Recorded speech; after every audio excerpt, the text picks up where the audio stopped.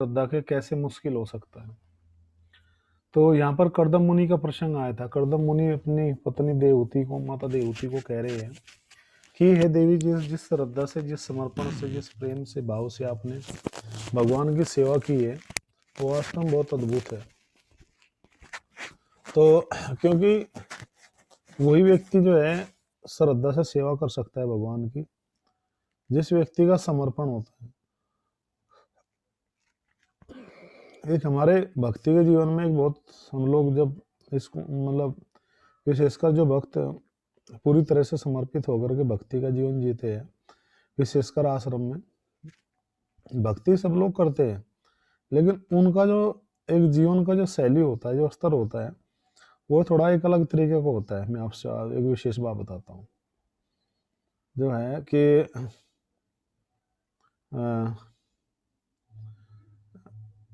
ऐसा कह सकते हैं कि हम भक्ति करते हैं जब भक्ति के जीवन में, तो सब कुछ अच्छा होता है,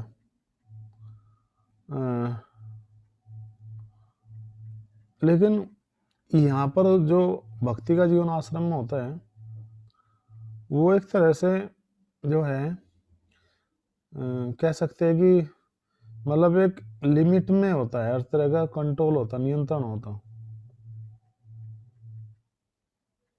तो वो जो जीवन होता है जिसमें हमें बार बार हर अपने सीनियर भक्त की जानकारी में हर चीज़ को नोटिस में डालना होता है, उनकी आज्ञा का हमें पालन करना होता है। अगर हम अथॉरिटी की आज्ञा का पालन नहीं करेंगे तो एक अच्छा साइनिंग नहीं जाता भक्ति में, एक तो अच्छा नहीं माना जाता। तो कुछ भी बात होती है, अधिकतर जो है आश्रम में बहुत सारी बातें चलती रहती हैं। अगर हमें कुछ भी करना है तो किसी के भी मतलब किसी भक्त के अंडर में हमें कुछ सेवा करनी होती है, तो उसमें बहुत सारी बात आती है। कभी कभी हमें और भक्ति के जीवन में यदि कोई बाहर से कोई व्यक्ति आता है तो उसको बड़ा अजीब सा लगता है कि क्या छोटी बातों के लिए पूछें, क्या मार्केट जाना है क्या पूछ के जाएं, क्या क्या हम अगर कोई प्रोग्राम में जाना है तो भी प्रभु जी पूछें क्या, क्या भी हम उनको बताएं क्या। ऐसे बहुत सारी चीज़ें होती है। जैसे सपोज करो कोई हमें कहता है कि हमें प्रोग्राम करना है जी, तो हमें प्रोग्राम भी ले लिया, तो हम पहले उसको एक प्रॉपर तरीके से बताना पड़ेगा इस प्रोग्राम में, फिर वो हमें हाँ करेंगे या ना करें, या कैसे हम लोग किस तरह से किस चीज़ को जो है मतलब उसको समझे। तो ये कई चीज़ ऐसी होती है। तो कभी कभी हमें ऐसा लग सकता है भक्ति के जीवन में हम तो क्या 20 साल से हम तो रह रहे हैं, हमें तो एक हैबिचुअल हो गया, आदत बन गई ऑटोमेटिकली। कुछ भी करने से पहले हम उसको, कोई भी व्यक्ति आता है कुछ भी बोल रहा तो हम उसको वेटिंग में रख लेते लिख करके, डिस्कशन के बाद फिर हम कहते हैं हम आपको रिप्लाई करेंगे जी। तो कोई दिक्कत नहीं, हैबिचुअल हो गया, आदत में आ गया। लेकिन जैसे बाहर का कोई व्यक्ति आता है तो उसको बड़ा अजीब सा लगता है, क्या छोटी छोटी चीजें, हम क्या ये बात करने के लिए आए हैं। कभी कुछ लोग लगता है जैसे हमारे पर थोपा जा रहा है। तो क्यों होता है असल में? अच्छा कभी बताओ, एक क्वेश्चन है मेरा, वो बड़ा अच्छा लगेगा आप लोगों को सुन करके। कभी आपको ऐसा लगता है कि हमें गीता पढ़नी चाहिए, ये हमारे सामने भागवतम रखा हुआ है, ये हमारा जाप नहीं अभी हुआ, या हमें मंगला आरती उठना है, मतलब बहुत सारे हमें कुछ भगवान की सेवा कर, विशेषकर भगवान की संबंधी सेवा से, लेकिन मोबाइल में बहुत अच्छी चीज आ रही है।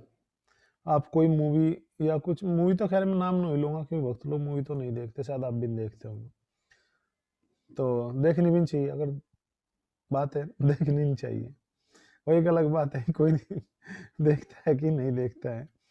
तो लेकिन मन कर रहा है कि जाप करना चाहिए, तो मन में कभी कभी ये नहीं आता बस 5 मिनट के बाद मैं शुरू करूँ अपना जाप, बस 5 मिनट में देख लूँ, अच्छा 5 मिनट थोड़ा सा मैं क्रिकेट खेल लूँ, 5 मिनट में कुछ और कर लूँ, 5 मिनट खा लूँ, चलो 5 मिनट रेस्ट कर लेते हैं, 10 मिनट कर लेते हैं, ठीक है, अच्छा 10 मिनट रह रही 3 बजे में, 3 बजे मैं करूँगा। लेकिन फिर भी वो टाइम निकल जाता है, वो समय निकल जाता है, 2 घंटे निकल जाते, 3 घंटे निकल जाते हैं। ऐसा कभी होता है ना, चलो 2 मिनट के बाद हम करेंगे, 4 मिनट के बाद हम करेंगे, लेकिन समय निकल जाता, टाइम हो जाता है ज्यादा, कर नहीं पाते हम, फिर भी उसी में लगे रहते हैं, वही देखने में लगे रहते हैं, थोड़ा सा और देख लूँ, थोड़ा सा और देख लूँ, थोड़ा सा और खेल लूँ, थोड़ा सा और मैं रेस्ट कर लूँ, थोड़ी सी मैं कुछ और बात कर लूँ, 5 मिनट बाद करूँगा, भले कोई आवाज भी देता रहे घर से, तो जल्दी करो जल्दी करो। ऐसा होता है कभी किसी के साथ में कि हम कुछ करना चाहते हैं, भगवत गीता हमारे सामने है, लेकिन मन नहीं हो रहा, ऐसा नहीं होता है। चलो अच्छी बात है, नहीं होता है तो। उर्मिला ग्रुप गुप्ता माता जी कह रही कि ऐसा नहीं होता है। मतलब ऐसा नहीं होता कि आपका मन भी कर रहा है और फिर भी नहीं कर पा रहे आप। भगवत गीता पढ़नी है, जान रहे हैं, लेकिन भगवत गीता के अलावा भागवतम सामने रखा उसको भी नहीं हम पढ़ रहे, बल्कि और चीज पढ़ रहे, और चीजों में लगे हुए हैं। मन में भी आ रहा है लेकिन फिर भी नहीं पढ़ पा रहे हम। माला है, संकल्प लिया है कि 16 माला करनी, लेकिन फिर भी कर नहीं पा रहे, और चीजों में हम इंगेज है। 16 माला नहीं हो पा रही है, जो है 32 माला नहीं हो पा रही है, हम व्रत का पालन, कुछ ऐसी चीजें होती है। इसको बोलते हैं कि हमारी जो सेंसेस है, जो हमारी इंद्रियां है, वे हमें हमारे माइंड को कैप्चर कर लेती है ऊपर से। ये चीजें मैंने पहले उदाहरण जो दिया था कि भक्ति के जीवन में होता है कि हमें थोड़ा सा किसी के अंडर गाइडेंस में हर चीज के डिपार्टमेंट बने होते हैं। संकीर्तन का अलग, फंड राइजिंग का अलग, प्रीचिंग का अलग, विलेज प्रीचिंग का अलग, स्कूल जो स्कूल का डिपार्टमेंट का अलग, कॉलेजों में प्रचार का अलग होता है। तो इस तरह से तो हमें कभी कभी बहुत सारे भक्तों को लगता है, जैसे किसी को किसी वक्त से मेरी बात हो रही थी तो वो मेरे से कह रहे थे, नहीं नहीं मैं ऐसा नहीं मानता, मैं तो अपने हिसाब से करता हूँ, मैं दूसरे से क्यों पूछूं। तो ऐसे कभी कभी होता है, भले ही आप ना बताओ, होता है। घर में भी होता है ना कि हमसे तो पूछी नहीं गई चीज है, ये सामान मंगवाया था, ये क्यों नहीं लाए जी, ये लाए हो तो इसमें हमारी राय क्यों नहीं ली गई, बिना पूछे उठा के ले आते हो घर से। हमने तो भिंडी मंगाई थी, आप जो है कद्दू कैसे ले आए। आप कह रहे हो दाल चावल बना, हम तो आज जो है मलाई कोफ्ता बनाया है, पिज्जा पास्ता खाना है, हमें तो घर में नहीं खाएंगे, बाहर खाएंगे, ऐसा होता है। क्यों होता है ऐसा? इसलिए होता है क्योंकि हमारा मन जो है, हम अपने मन को सजेस्ट कर लेते हैं कि हमारा मन बिल्कुल सही कह रहा है, हम वो बात सही है, हम इस बात को नहीं मानेंगे बिल्कुल भी। जो हम कह रहे हैं वो सही है, जो आप कह रहे हो वो सही नहीं है। इसलिए होता है क्योंकि हम बहुत लंबे समय से मन के अधीन रह करके बहुत सारे हमने कार्य किए, या कह सकते हैं कि हमने मन के लिए बहुत सारी सेवाएं दी है, बहुत सारे कार्य किए, हमारा एक अनुभव है मन के साथ में बहुत लंबा। तो वो इसलिए होता है। क्यों?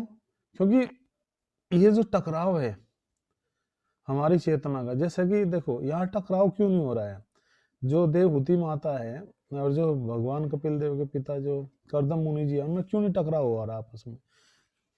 कभी जाना उनमें क्यों नहीं हो रहा दोनों में मन मुटाव? कौन बताएगा? जो माता देवहूति है वो इतनी अच्छी सेवा कर रही है कि वे जो है, मतलब राजा की बेटी थी और तुरंत वे जो है आ गई, और फिर जो है माता पिता भी चले गए उनको छोड़ करके, बहुत सेवा की, और फिर जब वे सेवा करती रही तो दोबारा फिर वे जो है समाधि में चले गए। उनकी सेवा कर, उनके पूरे बाल भी जो है जटाजूट, मतलब पूरे गुथ गए थे, बिना सफाई के बालों के, बिना धोए, कंडीशनर में, बिना शैम्पू के। अब करदम मुनि जी की काफी 1-2 साल बाद जो है तपस्या पूरी हुई, उन्होंने देखा कि उनकी पत्नी बहुत कमजोर हो गई सेवा करके।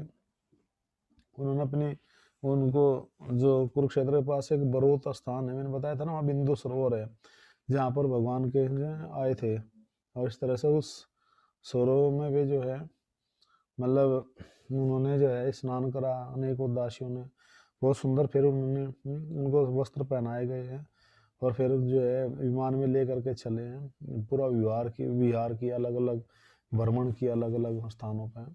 बहुत सुंदर विमान अपने योग तप बल से जो है करदम मुनि जी ने तैयार किया। तो ऐसा क्यों हो पाया? ऐसा सीधी सी बात है, इसलिए हो पाया क्योंकि वे योग तपस्वी थे, और तपस्वी की जो जो योगी होता है ना, जो जितेंद्रिय होता है, वेदों में एक बहुत महत्वपूर्ण बात लिखी है, आप लिखना भूल गए, बीच में छोड़ दिया आप लोगों ने। ऋग्वेद में एक बात लिखी है कि जो जितेंद्रिय होता है ना, उसकी सारी इच्छा पूरी होती है। जिसने अपनी, अर्थात जिसने अपनी इंद्रियों को जीत लिया ना, उसकी कोई भी संसार में ऐसी इच्छा नहीं है जो पूरी ना हो, वो सब इच्छा उसकी पूरी हो जाती है। भगवान उसकी सारी इच्छाओं को पूरी करते हैं संपूर्ण रूप से। बिल्कुल भी जो है उसका ऐसा नहीं होता कि उसकी इच्छा अधूरी रह जाए और इच्छा पूरी ना कर पाए। सारी इच्छा उसकी पूरी होती है, सारी desires, all of desires Krishna satisfy. अनेकों प्रकार की जो सब इच्छाएं है, सबसे जो है भगवान उसको क्या कर देते हैं, फ्री कर देते हैं, मुक्त कर देते हैं। तो ऐसी स्थिति में यदि कोई भक्त भी भगवान की इस प्रकार से पूरे मनोयोग से सेवा करता है तो उसकी सारी इच्छा पूरी है। तो क्यों नहीं टकराव हो रहा है यहाँ पर? करदम मुनि और उनकी जो वाइफ देवहूति है, उनमें क्यों नहीं टकराव हो रहा? आज के समय में क्यों टकराव होता है? एक हमने, हमारे मित्र है, हमने शायद कभी बताया नहीं, है, अभी ऐसी बात नहीं है। तो उन्होंने जो है कि थोड़ा सा लेट शादी की, शायद मैं कुछ बता होगा फिर। तो अभी मैं जब इधर शामली हम लोग गए थे तो वो मिले, हमें बता रहे थे, तो हमने कहा कि कैसे हैं आप? तो वो सुन करके हंसने लगे। कहना कहा कि शादी के बाद है, पहले आप ऐसे इंसान मिले जिन्होंने हमसे पूछा कैसे आप, खुश हो क्या? मैंने कहा हम तो सबसे पूछते हैं भाई कैसे हो, ठीक हो, खुश हो आप? तो उन्होंने फिर बहुत अच्छी बात बताई कि जो है अ, कि सब बाकी तो सब ठीक है, लेकिन एक बात है। मैंने कहा क्या बात है? बोला कि मेरी उनकी कभी कभी बनती नहीं, पहले मेरे नहीं लगता था, मतलब पहले देखा कि बहुत अच्छी भक्ति और सब कुछ था, लेकिन अब मेरी उनकी बनती नहीं। मैंने कहा आप इसके विषय में जानो क्यों नहीं बनती? बोला मैं कुछ बातें कहता हूँ, कुछ एडवाइस देता हूँ। मैंने कहा यही तो बात है ना, आप एडवाइस दो मत, एडवाइस लो भी, सलाह भी लो। तो जब इसी तरह से भक्ति के जीवन में हम एक दूसरे के प्रति जब कोऑपरेट रखेंगे ना, दूसरे के प्रति इस भावना से रहेंगे, देखो ये सामने वाले की कुछ भावना है, कुछ वो भी मेरे लिए अपने घर परिवार को छोड़ करके आए हैं, और मतलब एक तरह से कह सकते हैं कि मेरा भी कुछ कर्तव्य है। तब जीवन में आगे आनंद आएगा, आपकी भक्ति में तभी ज़्यादा आनंद आएगा। वास्तव में आनंद ही तभी आता है भक्ति में, जब हम लोग एक दूसरे की भावनाओं को प्रॉपर तरीके से समझे, उसकी कदर करें, उसको अहमियत दे, उसका सम्मान करें। तो करदम मुनि और माता देवहूति का इसलिए कहीं कोई विवाद इसलिए नहीं हुआ क्योंकि दोनों का उद्देश्य कृष्ण था, दोनों का उद्देश्य भगवान को पाना था। झगड़ा तभी होता है जब दिशा उत्तर और दक्षिण हो, पूरब और पश्चिम हो, दोनों एक दूसरे 36 का आंकड़ा हो, मतलब दोनों विपरीत दिशा में हो जाए। जैसे देखो विपरीत दिशा में हाथ हो गए हैं, तो इनमें हम इन दोनों हाथों में हम ऐसे कर लिए, देखो दो हाथ हैं, दोनों हाथ ऐसे हो गए। अगर ये नहीं विपरीत दिशा में अलग अलग है तो क्या होगा, इनमें कुछ भी वस्तु रखो ना तो नीचे गिर जाएगी, कोई टिक नहीं पाएगी, कोई भी ऐसे हो जाए, कोई टिक नहीं, खाने पीने से कुछ भी। अगर ये दोनों हाथ ऐसे हो जाए, ऐसे हो जाए, तो कुछ भी हम वस्तु उसमें रख सकते हैं, किसी को दे भी सकते हैं ऐसे करके। ये छोटा सा एग्जाम्पल है। तो क्यों? क्योंकि दोनों का उद्देश्य एक होना चाहिए, सबसे पहली बात है, दोनों का उद्देश्य एक ही था। फिर करदम मुनि जी के मतलब रुक गए, जब जा रहे थे वैराग्य लेकर मतलब आश्रम में सन्यासी बने थे। फिर उनको जो है भगवान जब आए तो करदम मुनि जी ने फिर संन्यास लिया, संन्यास लेकर के फिर वे जो है चले गए। अब जो है यहाँ पर हम बता रहे हैं कि आगे अब जब करदम मुनि जी ने बड़े अच्छे तरह से जो है भगवान कपिल उनके पुत्र का जन्म हुआ, तो उन्होंने देख लिया कि अब मेरा गृहस्थ आश्रम में कोई ज़्यादा कार्य नहीं है, अर्थात तो मुझे अब ज़्यादा समय यहाँ पर नहीं देना चाहिए, क्योंकि जो मेरा उद्देश्य था गृहस्थ आश्रम में प्रवेश करने का, भाई संतान उत्पन्न होगी, संतान अब बड़ी होगी, अब मुझे जो मेरे जीवन का जो लक्ष्य है वो बहुत जरूरी है उसको पूरा करना। ये करदम मुनि जी की ओर से पूरे संसार, पूरे मानव जाति के लोगों के लिए बहुत अच्छा संदेश है कि शिला प्रभुपाद जी कहते हैं गृहस्थ को 50 वर्ष के पश्चात जो है गृहस्थ के कार्य को में अवकाश ले लेना चाहिए और अपने आप को भगवत भक्ति में लगाना चाहिए। अब आप कहोगे ऐसा तो नहीं होता, हाँ ऐसा नहीं होता, मैं मानता हूँ, क्योंकि परंपरा लगभग आज समाप्त हो गई। आज तो 70 साल बाद भी 80 साल बाद भी लोग जो है घर के कार्यों से, घर से चिपके रहना चाहते हैं, क्योंकि वन नहीं रहे, जंगल नहीं रहे। फिर दूसरी बात, जिन लोगों ने कोई भक्ति का अभ्यास ही नहीं किया जवानी में या बचपन में, वो कैसे जा करके वे भजन करेंगे आश्रमों में या कहीं पर भी? क्योंकि जंगल में जाएंगे तो जंगल में मंगल नहीं होगा, वीरप्पन जरूर आ जाएगा, डाकू आ जाएंगे, चोर आ जाएंगे, मलेरिया हो जाएगा, वैसे ही हैप्पी बर्थडे हो जाएगा जंगलों में जाएंगे तो। वो चीज़ें नहीं है। तो ऐसे लोगों के लिए संस्कृति है कि वो घर में ही रहे और भगवान के भजन में अपने जीवन को लगाए, लेकिन एक आदत बन जाती है। समस्या यह है कि हम देखते हैं कि जो बुजुर्ग लोग हैं उनसे आप सारी बातें कर लो, सब बातें कर लो, सब ठीक है, लेकिन भक्ति की बातें ना करो, भक्ति की बातें करोगे तो उनको अच्छा नहीं लगता, क्योंकि उन्होंने उस चीज़ का अभ्यास नहीं किया, ट्रेनिंग नहीं ली। तो इसलिए जवानी में रह करके बचपन में ही हमें अपने बच्चों को भगवत भक्ति की शिक्षा देनी चाहिए, ताकि जब वे गृहस्थ के कार्य से फ्री हो तो फिर वे भगवत भक्ति में लगे। क्योंकि जीवन की पूर्णता यही है, सब कुछ आपने किया, लेकिन अब बुढ़ापे में जो एक समय मिला है आपको भजन करने का, उस समय को भी आपने लाभ नहीं उठाया भक्ति में, तो ये बड़ा क्या होगा, एक प्रॉब्लम हो जाएगी। क्या प्रॉब्लम हो जाएगी कि आप अब जो है मतलब थोड़े समय जो बचा है आपका और उसमें भी आपने भक्ति नहीं की, तो ये प्रॉब्लम होगी कि फिर जो है आपका सम्मान संसार में, समाज में घट जाएगा और आप समझ नहीं पाओगे कि वास्तव में जीवन जो है एक सही उद्देश्य किस प्रकार जीना चाहिए। तो जीवन का जो सही उद्देश्य है वो भगवान श्री हरि का भजन करना है। उस भजन को हमें सतत रूप से जो करना चाहिए एक दूसरे के सहयोग से। तो यहाँ पर बात आती है कि जब हमारी जो इंद्रिय है यदि वे कृष्ण में लग जाए, यदि मन भी कृष्ण में लग जाए, हमारी इंद्रिया शुद्ध हो जाए, प्योर हो जाए भगवत भक्ति करते समय, तो हम और भी उत्साह से भजन करेंगे। फिर जो हमारी इंद्रिया है जो जगड़ी हुई है, जड़ेंद्रियता एक काल है, शरीर है विद्या जाल, जड़ेंद्रियता एक काल। ये जो शरीर है ये विद्या का जाल है, नेटवर्क ऑफ इग्नोरेंस, अज्ञानता का जाल है। अविद्या पूरी तरह से शरीर के ऊपर हावी है, पूरी तरह से सब कुछ इसमें अविद्या अज्ञानता भरी हुई शरीर में। ये जाल है, पूरा पूरा नेटवर्क है एक तरह से जाल। क्योंकि जड़ेंद्रियता है काल, जड़ेंद्रिय जो है, जो इंद्रिया है वो जो जड़ बन चुकी है, अर्थात जो इस भौतिक संसार में रहते ही ये जो पूरी तरह से हम जो है हमारी इंद्रिया क्या हो गई है, घुल मिल गई है, पूरी तरह से इन विषयों में डूब गए हैं। तो वो काल के समान है, उसके लिए मृत्यु का रूप में है वो इंद्रिया उसके लिए मृत्यु के रूप में काम करेगी। तो इस तरह से हमें कभी भी इन चीज़ों को बड़े ही जो है बुद्धिमानी के साथ में, बड़े ही व्यवहारिक बातों के साथ में इनको बड़े ही अच्छी तरह समझना चाहिए।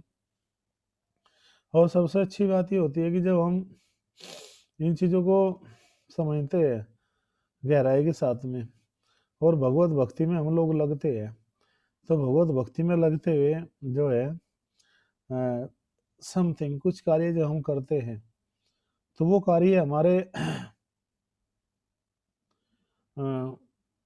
जो दृष्टिकोण है भक्ति का उसको बहुत अच्छी तरह से आगे बढ़ाते हैं, यदि हमने सही उद्देश्य को पकड़ लिया है। तो प्रॉब्लम ही तभी तक आएगी जब तक हम उस आनंद की स्थिति में नहीं पहुंच जाते। क्योंकि किसी चीज को छोड़े बहुत लंबा समय हो गया, वो उसको इतने लंबे समय से किसी विषय को हमने छोड़ रखा है, वो रस नहीं भक्ति मिला है। जैसे कि मतलब वर्णन आता है ना कि जो राजा भरतरी और उनकी हमने कहानी बताई थी आपको गोपीचंद जी की। तो गोपीचंद जी की कथा में क्या होता है कि मतलब गोपीचंद जी को पहले उनकी माँ जो होती है मैनावंती, वो कहती कि बेटा तू जो है राजा मत, तू संन्यास ले ले। क्योंकि रोते एक दिन अपने बेटे को स्नान करते ही देखती है मैंने, दोपहर में वो राजकुमार था, स्नान कर रहा था, बहुत सुंदर उसकी काया थी, शरीर था। तो उसने देखा कि अरे मेरे बेटा का शरीर तो बहुत सुंदर है, मोती के जब पानी गिरता था उसके शरीर पे तो मोती जैसे चमकते थे, बूंद बूंद मोती के जैसे। और मेरे उसको याद आया कि मेरा पति भी इतना सुंदर था लेकिन जो युद्ध में मारा गया। तो राजा है, हो सके कभी युद्ध हो जाए, कभी झगड़ा हो जाए भाई पड़ोसी के साथ में, और मेरे बेटे के साथ में भी ऐसा ना हो जाए। अर्थात हर समय माता को वास्तव में चिंता होती है, तो ऐसा ना हो कि मेरा बेटा भी मारा जाए। अगर मैं अपने बेटे को जो हूँ जोगी बना दूँ, सन्यासी बना दूँ, जोग दिलवा दूँ, सन्यास दिलवा दूँ। सन्यास को जोग भी बोलते हैं, जोग ले लेना। कान पड़ा के बन गया जोगी है,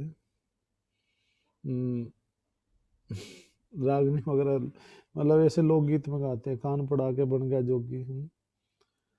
तो तो ये बच भी जाएगा, युद्ध युद्ध से बच जाएगा, और प्लस जो है भक्ति करेगा तो ये भगवत धाम भी चल जाएगा, भगवान का बन जाएगा, इस संसार के भी कष्टों से बचेगा, और प्लस परमार्थ की, परमात्मा की प्राप्ति हो जाएगी, भगवान की। तो बहुत बढ़िया बात है। तो विचार आती है, कहने लगी बेटा तू जो है योग मत ले, तो एक काम कर, सॉरी तू राजा का पद छोड़ दे, राजा मत बन, तू योग लेकर के साधु बन जा, सन्यासी बन जा। गोपीचंद बोला माँ कैसी बात करती हो आप, मेरी 12 पत्नी है, 16 लड़की है, 16 कन्या, कित जोग दिलावन वाली है, मतलब जोग दिलाने वाली माँ, बोले ये कित जाएगी, ये कहाँ जाएगी बताओ। बोले नहीं बेटा मैं कहती हूँ। तो जाकर उनको जोग दिलवा दिया गुरु मच्छेंद्र नाथ जी। मच्छेंद्र नाथ उस समय, सॉरी गोरखनाथ जी से, गोरखनाथ जी उस समय जो है प्रसिद्ध वो थे, योगी थे भारत के। कभी कहानी बताएं हम योगी गोरखनाथ जी की भी, भागवतम में 9वें स्कंद में कथा आती है, बहुत कुछ है बताने के लिए बहुत कुछ है बताने के लिए। तो एक कथा आती है, कभी सुनी किसी ने, जो है दत्तात्रेय जी की कथा। दत्तात्रेय जी का नाम सुना किसने, किसने सुना था दत्तात्रेय जी? दत्तात्रेय जी, अच्छा कितने गुरु बनाए थे दत्तात्रेय जी ने, कौन बताएगा? जो दत्तात्रेय जी थे उन्होंने गुरु बनाए थे, और बहुत सारे गुरु बनाए थे, कौन बताएगा कितने गुरु थे? बताओ, चलो आज पता लगता है। चलो, उर्मिला माता जी ने बता दिया, और कोई? 24 बताए इन्होंने, और कोई बताएगा दत्तात्रेय जी ने कितने गुरु बनाए थे? तो उन्हीं की परंपरा में आता है नाथ संप्रदाय, एक नाथ संप्रदाय आता है, उसमें नाथ बोलते हैं अब नाम के बाद में, गोरक्षनाथ। तो गोरखनाथ जी ने जो उनको संन्यास दे दिया, लेकिन गोरखनाथ जी बोले कि भाई बेटे एक बात करनी पड़ेगी। बोला क्या? बोले तेरा जोग, तेरा संन्यास जब सफल होगा, जब तू घर में अपनी पत्नी को भिक्षा मांग करके लाएगा, उनको माता कह के भिक्षा मांगेगा। पत्नी से भी माँ बोलना आपको, क्योंकि वो आपकी पत्नी नहीं रही। तो जब गोपीनाथ जी आते हैं साधु का बाणा लेकर के, लाल वस्त्रों में जोग लेकर के, और हाथ में उनके जो है भिक्षा पात्र होता है, कहते हैं माई भिक्षाम दे। तो उनकी जो पत्नी होती है ना, 12 की 12 पत्नी है, वो जो है रोने लगती है, सब की सब पैरों में गिर जाती है। उनकी जो 16 कन्याएं थी, 16 बेटियां थी उनकी, वो भी सब, मतलब बहुत ही मार्मिक दृश्य होता है उस समय। फिर जो माता मैनावंती होती, फिर उनकी बुद्धि घूमती है, कहती है अरे रे मैंने तो ये क्या कर दिया। बोले बेटा तू सन्यास छोड़ दो, तू गृहस्थी ठीक था।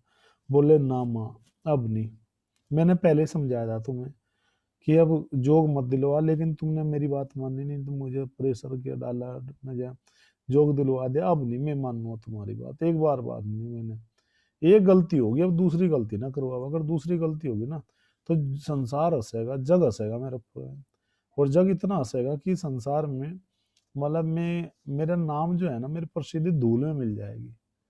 अब ये चीजें जो है, क्योंकि संन्यास आश्रम ऐसा है कि संन्यास में एक बार जाने के पश्चात वापसी नहीं है, रिटर्न नहीं है।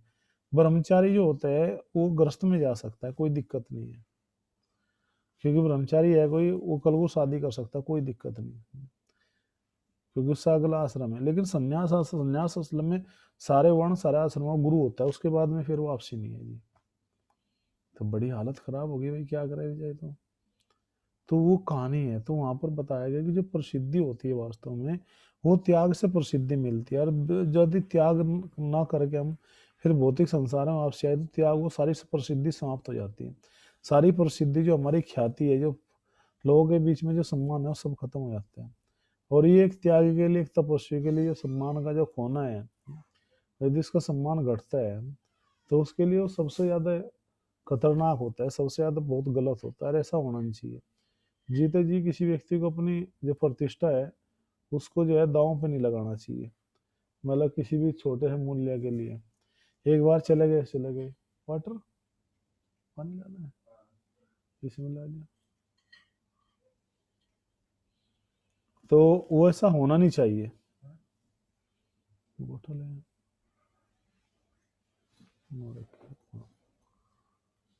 तो ऐसा होना नहीं चाहिए। अगर ऐसा होता है ना, तो बहुत हानिकारक होते हैं वास्तव में। भगवत भक्ति का जो जीवन है, वो इसलिए आनंददायक होता है कि वो फिर हजारों लोगों को प्रेरणा देता है आगे बढ़ने की। लेकिन ये तभी हो पाता है कि जब हम उस चीज को बहुत ही गहराई से, उसको अर्थ को समझ लेते हैं। अगर हम अर्थ नहीं समझ पाए ना भगवत भक्ति का, इस चीज का, इस आनंद का, तो फिर भी प्रॉब्लम आएगी जीवन में। प्रॉब्लम सब जगह आएगी, जब तक हम उस उद्देश्य को नहीं पकड़े, जब तक हमारा मार्ग सही नहीं होगा, डायरेक्शन सही नहीं होगी। आप क्या सोचते हैं कि जो भक्ति के जीवन में, उनके जीवन में नहीं आती, उनके जीवन में बहुत समस्याएं आती है, लेकिन वे सहन करना सीख जाते हैं। समस्याएं अनेक रूपों में हो सकती है, कहीं मान के रूप में आती है, प्रतिष्ठा के रूप में आती है, कहीं धन के रूप में समस्या आती है, कहीं परिवार के बीच में समस्या, बहुत सारी समस्याएं आती है। लेकिन हमारा कर्तव्य क्या है कि हमें, एक कहावत है इंग्लिश में,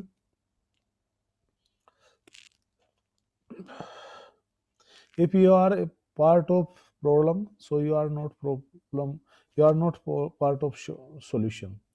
यदि आप समस्या का हिस्सा है ना, तो आप समाधान का हिस्सा कभी नहीं हो सकते। तो बेटर ये है कि हमें समाधान का हिस्सा होना चाहिए, उसको समाधान करना आना चाहिए, क्लियरिटी होनी चाहिए कुछ चीज़ों की। अगर क्लियरिटी नहीं हो पाई, तो बड़ी प्रॉब्लम आती है। स्पष्टता होनी चाहिए, अगर स्पष्टता सीख ली, जीवन में सही उद्देश्य को समझने की, सही उद्देश्य को प्राप्त करने की, फिर कोई प्रॉब्लम नहीं आएगी। प्रॉब्लम ही हुई है जब हमारी स्पष्टता नहीं होती कुछ बातों को लेकर के, झोल वाली बातें होती है। झोल वाली बातें नहीं होनी चाहिए, ना झोल ना गोल, गोल गोल घूमी नहीं होनी चाहिए, टेढ़ी मेढ़ी भी नहीं होनी चाहिए, स्ट्रेट फॉरवर्ड होनी चाहिए, सीधी होनी चाहिए योजना। हाँ तो हाँ, ना तो ना। तो इसलिए प्रॉब्लम नहीं आती जीवन में। इसलिए बहुत सारे लोग सुंदरता का जीवन जीते हैं, आनंद का जीवन जीते हैं, भक्ति का जीवन जीते हैं। लेकिन जो लोग दोनों जगह योग और भोग में पैर रखना चाहते हैं, जैसे कल की कथा थी ना, कि संसार में ऐसा दिखता है जैसे कि राजा जनक का एक पैर जो था उसमें लकड़ी में जल रहा था, भट्टी में दूसरे को दासी सेवा कर रही थी, लेकिन फिर भी अपने पथ पर जो है सही अड़िग थे। या तो फिर ऐसा होना चाहिए विदेही, इसलिए उनका नाम वैदेही कहा गया। वैदेही का मतलब जो देह से परे थे। तो वैदेही क्योंकि एक बार किसी राजा ने पूछ लिया था कि आप कैसे हो, आप तो सब कुछ करते हो, फिर वैदेही कैसे हो। तो राजा जनक ने फिर एक छोटी सी एक कहानी, मतलब छोटा बताया कि उनके ऊपर केस लग गया, उनको सजा होने वाली थी। फिर उनको बोला भैया तुम्हारी सजा होने वाली है तो तुम तो जो है कुछ खा लो, 56 रसगुल्ले खा लो, भोग बनाया। वो उसको खिला रहे, एक चीज बोला खाओ कैसी लग रही, उसको टेस्ट नहीं आ रहा था कि उसको डर था कि फांसी चढ़ने वाले हैं। तो जब उसकी थोड़ी सजा पूरी होगी दोबारा फिर वही भोजन खिलाया गया, तब कह रहे बड़ा आनंद आ रहा है, बड़ा आनंद आ रहा है। तो राजा जनक ने कहा इसी तरह से मुझे ना इसमें दुख है ना मुझे आनंद है।